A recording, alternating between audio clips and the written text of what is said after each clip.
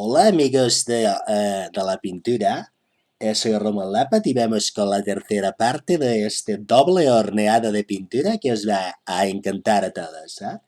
No hablaremos de la traslación de la Tierra ni de nada de esto. Todo cero científico y más dedicado al espíritu del pintor y del alma y de nuestro gran y pequeño a la vez, Georgie el astronauta, ¿eh? Bueno, básicamente ha dicho que nos vamos a dedicar en los detalles finales de Georgie.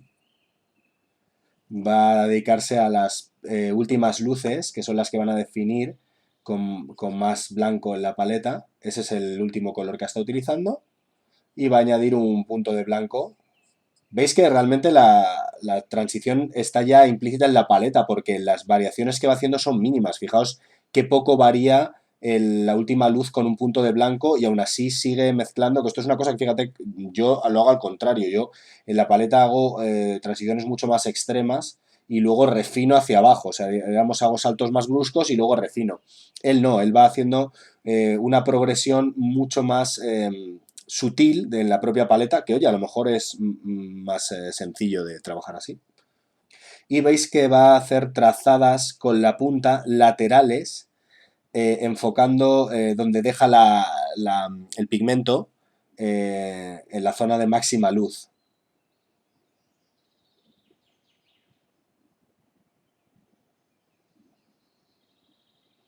Un poco más de blanco ahí, en lo alto del brazo, que es un cilindro, en lo alto de la mochila, que es un plano, es como un cubo, ¿no?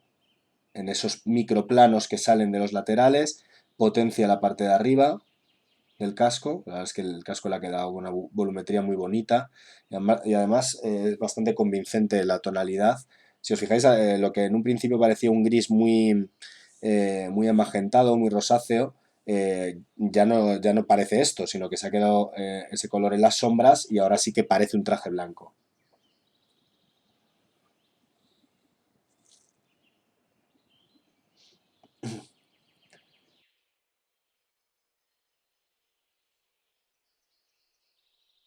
En la parte superior de la tripa, veis que aquí acaricia la tripa desde un lado hacia arriba y desde el otro lado hacia arriba, generando esa redondez, con lo cual adapta la trazada del pincel al volumen a representar. Dice que tiene mucha comida en la nave y que por eso está gordito. ¿Veis? Este comentario que acaba de hacer, que insisto, creo que es interesante que escuchéis su voz original, creo que un poco explica de una manera que parece muy infantilona, pero que me parece muy bonita, su manera de entender la pintura. Él realmente se integra con el personaje, ¿no? Piensa un poco como el personaje, se pone en su lugar y genera una historia alrededor de él. Esto hace que al final la pintura sea mucho más honesta y más convincente. A muchos seguramente os parezca una tontería, pero yo os puedo asegurar que no lo es. Otra cosa que me creáis o no. Pero esto es como ser un actor y meterte dentro de la piel del personaje y ser Aragorn y dormir fuera de la caravana durante días con las mismas ropas puestas que acabas oliendo fatal, pero que te crees que al final es un montaraz que vive en medio del campo, ¿no? Este tipo de cosas, de generar esta historieta, ¿no? Que te cuentas a ti mismo y a tus alumnos, pues es una metodología muy buena, muy didáctica y además muy bien utilizada por Roman porque de hecho son técnicas de enseñanza. Habla ahora de cómo los movimientos del pincel son mucho más cortos. Fijaos cómo apoya, cómo sitúa la mano apoyándose en el pico de la roca para tener mejor control sobre la trazada y genera una especie de stippling, un punteado muy concentrado en puntos muy concretos donde va a sacar esos pequeños brillitos.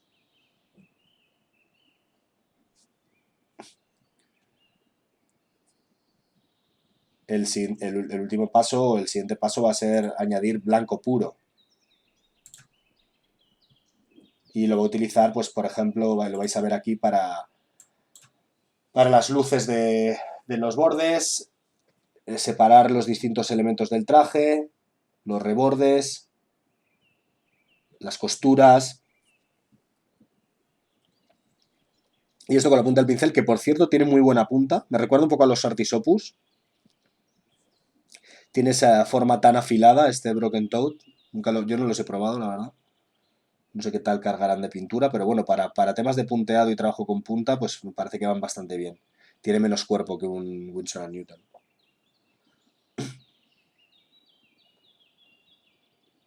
Bueno, dice que ya se empieza a encontrar bastante contento con cómo le está quedando el blanco. Y ahora que va a ir a por los detalles pequeños del traje, que nos va a enseñar que evidentemente estos detalles pequeños son los que van a completar la definición. Va a coger un magenta sucio, que le habrá metido algo de negro al magenta, para generar una especie de color vino oscuro y que lo va a utilizar para separar diferentes elementos pequeños dentro de la figura. Por ejemplo, las partes inferiores de los zapatos. Va a buscar elementos que pueda pintar para contrastar, ¿no? Pues por ejemplo la suela de las botas,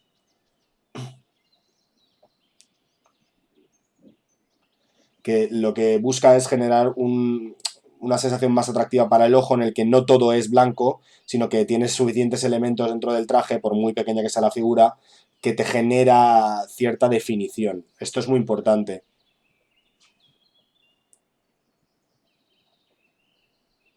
Y además separa perfectamente la figura de la base, genera mucha más tridimensionalidad, mucha más definición. También utiliza este magenta oscuro para la parte inferior de la máscara. De la manera, es una manera muy sencilla de ir reflejando o dando una sensación del entorno, ¿no? La máscara al ser reflectante, pues va a absorber y a su vez a absorber rechazar los colores del entorno, ¿no? Es como un rebote de color.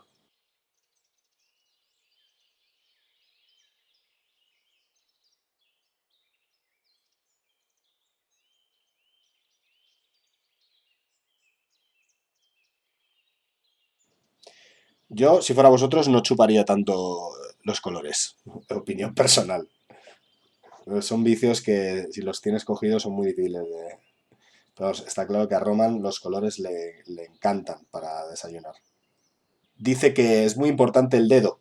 El dedo es muy importante porque señala hacia arriba, que es como parte del storytelling de la historia, ¿no? En el cual, digamos que él lo que comentaba en otro vídeo, ahora me viene a la cabeza, es que él señala arriba, que es un poco como, imagino, ¿no? El futuro, o sea, el hecho de que él es un descubridor que quiere ir descubriendo planetas, él está en presente en ese momento y hacia abajo es el planeta ya conquistado, ¿no? Entonces tiene un poco como las tres visiones, la de dónde está, quién es él y hacia dónde mira. Dice que le gusta mucho, que se puede ver cómo funciona el blanco desde todos los ángulos, que está haciendo como un chequeo en 360 y que su último paso va a ser definir la base. Dice que están cerca del punto final, os está enseñando el Massive Voodoo Challenge, que os recomiendo que os apuntéis, que participéis, porque seguro que va a ser muy chulo. Imagino que toda la información estará, si no está ya, pues estará en breve. Imagino que estará ya en Massive Voodoo, así que chequeadlo. Dice que en los últimos toques va a enfocarse en la lente, en las gafas, el cristal, y en la pequeña banderita que tiene en el brazo y también en los puntos de luz finales del terreno. Va a añadir más blanco. ¿Veis? Por ejemplo, una cosa que nos diferencia y que también hace un poco que, por ejemplo, sus ambientes sean más consistentes en el sentido de que trabaja con una paleta muy limitada. Esto es muy útil para generar ambientes no muy arriesgados, pero muy sólidos, muy consistentes. Yo, por ejemplo, aquí empezaría a jugar con otros colores. Yo empezaría, por ejemplo, a meter azules, eh, azules muy claros, como cianes muy claros, para a lo mejor algunas luces, o generaría diferentes bordes con diferentes tonalidades para generar un poco más de reflectancia, más variedad tonal, porque a mí me gusta más jugar en ese sentido y tener un color más variado, más arriesgado. A él, sin embargo, le gusta más que la escena y la idea sean más fijas, sean más, ¿cómo decirlo?, más constantes, más definidas. Más, no más definidas, sino que sea como más compactado, que todo pertenezca un poco a la misma escena y que no te pierdas en los detalles intermedios. Bueno, vais a fijaros que ahora con la punta sí que tiene una carga mínima y lo que va es a ir afilando, va a tener mucho cuidado aquí, fijaos cómo su movimiento de pincel es más contenido, es más lento, es más preciso y se va a dedicar a enfocar todo hacia la zona del astronauta, todas las aristas, los vértices más afilados, más prominentes de la roca donde él se mantiene, ¿no? O sea, este plano lo define bien para separarlo perfectamente. Vais a ver que está ejecutando con un color muy cercano al blanco y luego según se acerca Georgie, el astronauta, pues va a afilarlo todavía más. Luego la piedrecita esa que está cerca, o sea, todos estos elementos que estén cerca de él va a ayudar a definir el área. Y luego podéis añadirle, dice que unas texturillas en la superficie superior, que aquí pues lo va a hacer con un color bastante diluido, o sea, no tiene mucha carga de pintura y entonces esto me va a permitir que esa textura sea bastante sutil.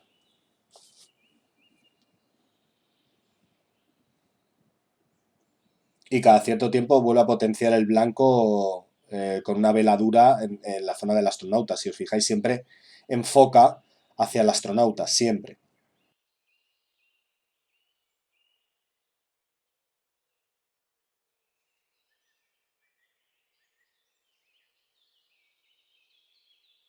Va a ir dando toquecitos de pincel para generar más textura en el plano ese cortante que da a la vista principal.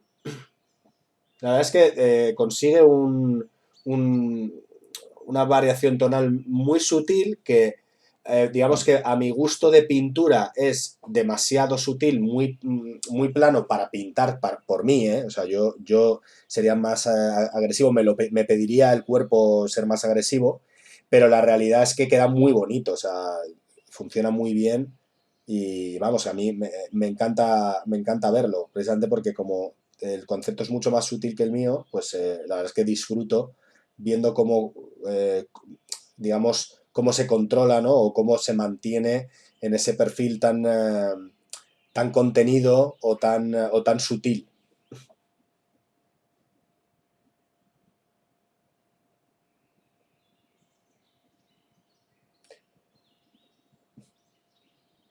Habla de que los pinceles un poco los tenéis que elegir a vuestra conveniencia según lo que os interesa a vosotros.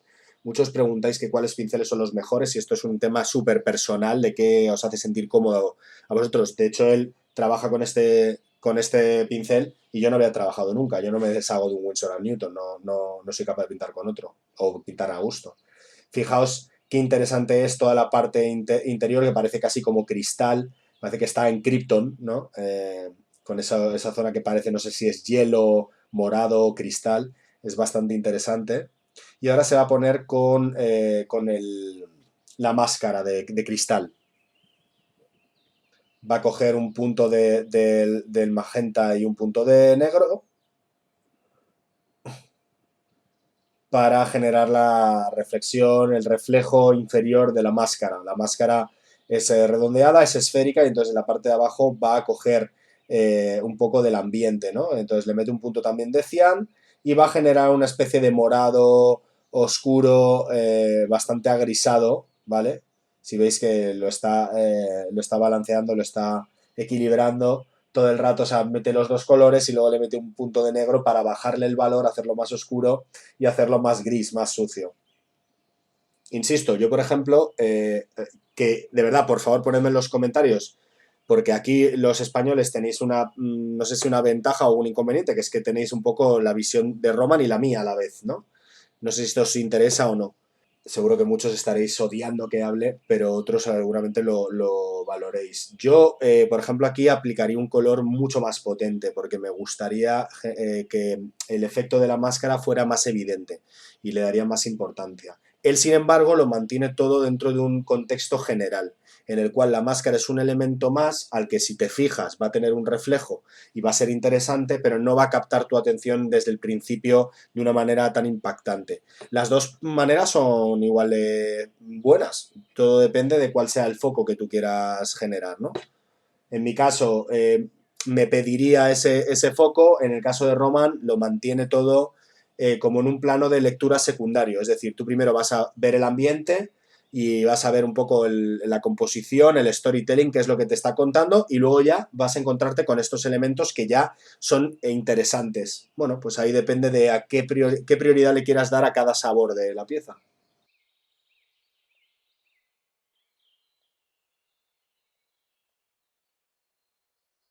Dice que marca bien esto desde, es un elemento muy visible, que lo va a marcar desde abajo y ahora va a cargar con más magenta. Es decir, lo que ha preparado primero es una base en el cual el negro se convierte en un punto de color más color vino, un magenta muy oscuro, y luego va a potenciar ese magenta encima de ese área que ya está filtrada, que ya está entonada. Yo, por ejemplo, lo haría al contrario. Yo metería el color primero y luego haría la transición. Seguramente su manera de hacerlo sea más intuitiva o más accesible. O sea, a nivel técnico es ligeramente más sencilla. Que, ojo, no quiere decir nada ni bueno ni malo, es simplemente diferentes maneras de marcar un gol eh, y elegid cuál es la que más os gusta. Ya está, o sea, no tiene más. Esto, insisto, son estilos. Fijaos cómo está potenciando mucho el magenta abajo y empieza a coger ese feeling, esa sensación tan ambiental.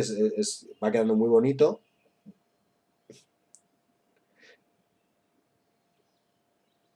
Le ha metido un tinte de azul, le mete un puntito de azul. O sea, lo que va a ir haciendo es ir combinando los colores que ya ha utilizado en toda la escena y los va a ir integrando poco a poco en este reflejo que está aplicando casi a capas de parcheo. ¿Y qué digo como parcheo? Una veladura en la cual todo el pigmento concentrado en el líquido lo dejas en una parte concreta, que en este caso es la parte inferior de la máscara.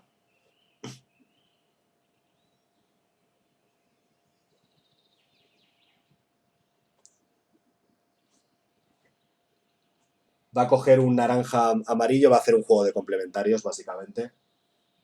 Vamos, sí, lo está diciendo ahora. Claro, es lógico, él desde un principio lo que se ha planteado en la paleta es un juego de complementarios muy básico, que es una base de morado-amarillo, azul-naranja, es un doble complementario, en el cual la presencia principal es el morado, el amarillo va a ser el color que más destaque, el azul es el color de apoyo al color principal, el azul apoya al morado y el naranja va a apoyar al amarillo en el contraste. Esto es un juego de dobles complementarios que si os interesa ponedlo en comentarios y en un futuro pues incluso se puede hacer un vídeo de análisis de dobles complementarios y demás, que es un juego bastante básico de teoría de color, pero que a la vez pues genera unos resultados muy convincentes, muy interesantes. De hecho, el juego de dobles complementarios es, digamos, el juego cromático más típico, tópico y eficiente, porque es muy fácil de hacer.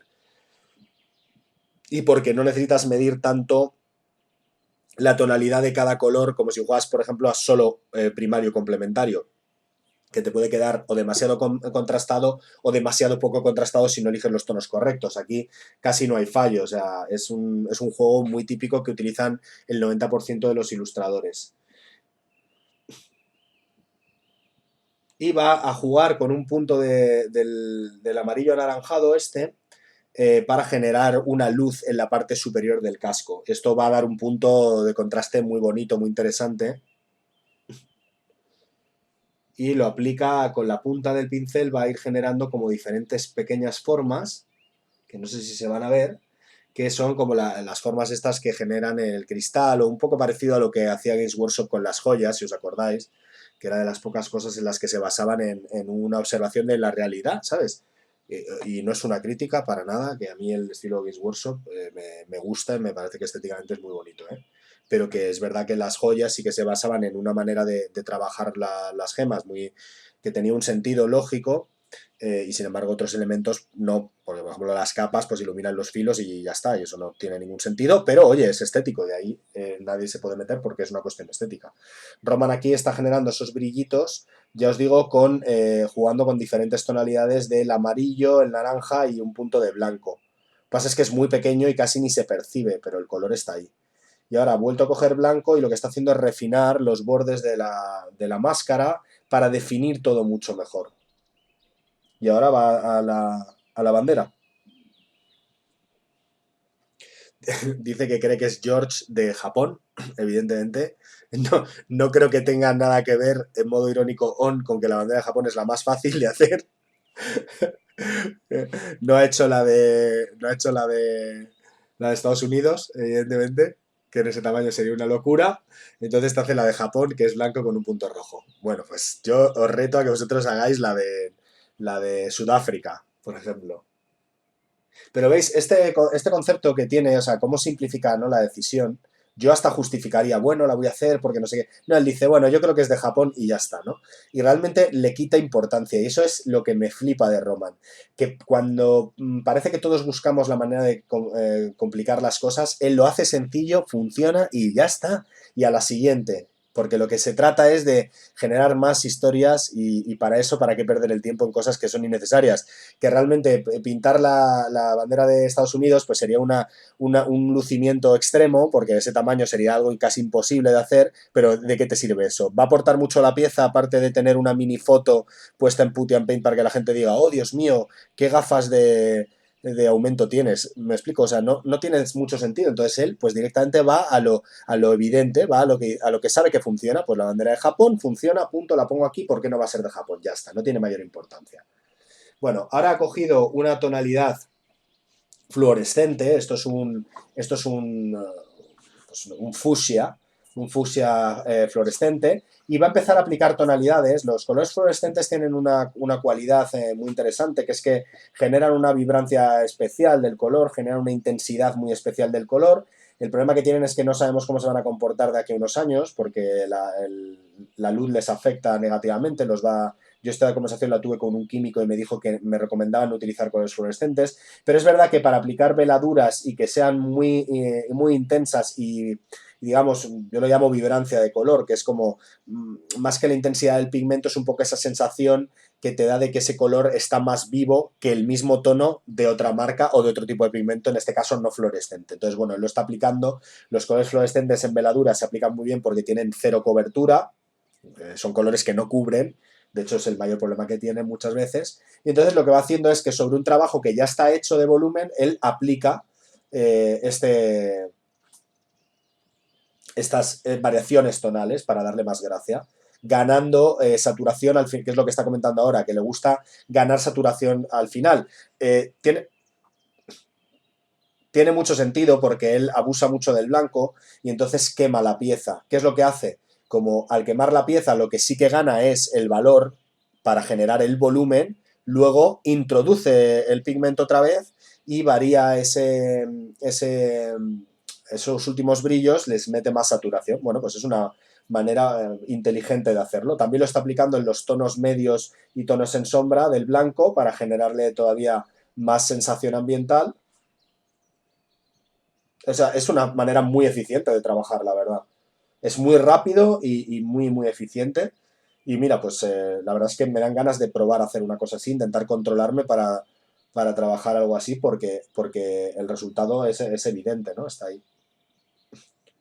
Dice que ahora se va a acercar mucho más a la máscara y, y quiere más saturación en la parte baja. Es un poco lo que os decía antes. Yo la saturación la gano desde el principio, él la va ganando poco a poco.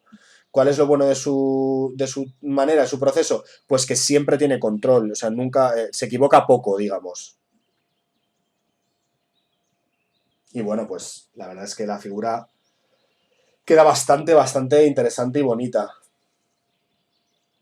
George está en un planeta que nunca ha visto antes, mirando y apuntando hacia el cielo y deseándose estar en casa, en un sitio mejor, para un futuro mejor, para encontrar a sus amigos otra vez.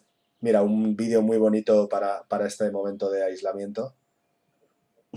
Dice que espera que hayáis disfrutado del proceso, que habrá fotos en sus cuentas de Instagram y Put and Paint, y que esto va a ser un premio, de hecho, para el challenge de Massive Voodoo, así que échale un ojo y enteraros y participa. y que muchísimas gracias por estar ahí. Y dice que lo que podéis visto en su manera de afrontar la pintura, que realmente él siempre pinta con gafas, que pinta con happy painting, que para él es pasárselo bien, tener ilusión y ser feliz de llegar a un objetivo, que siempre tiene un plan en mente, que a veces lo va cambiando en el camino, pero que su máximo objetivo es tener diversión, pasárselo bien, que si pierde la pasión por la pintura y el disfrute, que preferiría no pintar, que eso significa que está trabajando con los colores incorrectos o que no es el objetivo adecuado o que no le gusta la idea y que hay que trabajar desde tus recursos, que cuantos más recursos tengas, evidentemente, pues más puedes utilizar y que hay que cometer errores, ganar toolbox, ganar herramientas para tu caja de herramientas para poder coger la herramienta adecuada en cada momento o la decisión adecuada en cada momento y ponerlo en cada sitio. Que dice que cree que podéis aprender las cosas correctas desde tu propia experiencia y que hay que enfocarse en aprender, pintar, que es lo más importante para aprender es pintar, que está muy bien mirar tutoriales, eh, y repetir lo que hacen otros, pero que después de un tiempo lo que tenéis que hacer es buscar vuestro momento de clic, que esto solo pasa cuando estáis pintando. Es un poco lo que decía Picasso de que la musa te tiene que encontrar trabajando, ¿no? Y que este momento de clic se basa en tus herramientas adquiridas. Y que todo esto hay que hacerlo con un espíritu de happy painting, en el que siempre seréis unos pintores jedis, que siempre pintáis con el corazón y con el alma. No dejéis que las expectativas y las sensaciones incómodas o incorrectas os conviertan en un Sith de la pintura y que algún día nos encontraremos como Jedis y que estéis enfocados, que os cuidéis, que limpiéis vuestros pinceles, que él nunca lo hace, pero que debéis hacerlo y que os mantengáis felices.